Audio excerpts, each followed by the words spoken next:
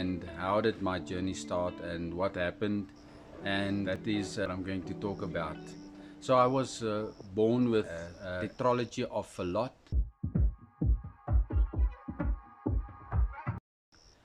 TOF, or congenital heart disease, in 1971.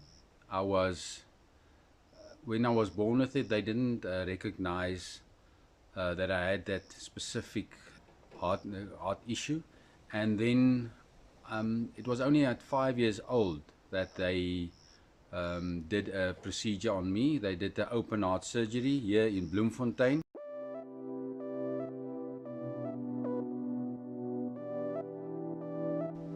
And that was in 1976 at the National Hospital. The hospital is still operating. So in 1976, they operated on me. Then what's interesting is one of the doctors studied under Dr. Chris Barnard. He's a very well-known heart surgeon. He was the first person in the world that did a heart transplant. And one of the surgeons that did my operation was studied under him, and some of the procedures and techniques that they used came from him studying under Dr. Chris Barnard. So that operation was done in 1976, and I think during my high school I did have some palpitations, and I did experience some type of heartbeat issues, but I never went to the hospital or never got it checked out. I felt stuff, but I don't know what it was. But let's say my rhythm didn't go out, so I didn't go into AFib or atrial flutter or something like that. I applied to the police, the South African Police Service, but they said because of my heart issue, because of my open heart surgery, I could not join directly. I had to first undergo basic training, but because I had that heart issue, they said that I had to only receive I did not receive a permanent number, like they call it the force number. So I didn't receive a permanent force number.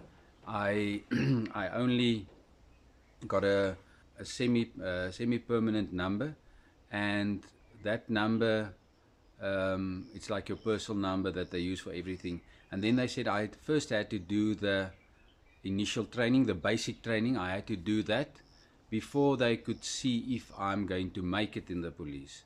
So that period is 6 months. After that, I did all the basic training, and then I was accepted into the police. But then about, I think, 3 or 4 years after that, I went to the Kruger National Park, and there at the Kruger National Park, or before you go there, because it's a malaria area, you have to drink certain medication to prevent you from getting malaria. And I didn't know, but I know now that specific medication can have an influence on your heart rate or your heart rhythm.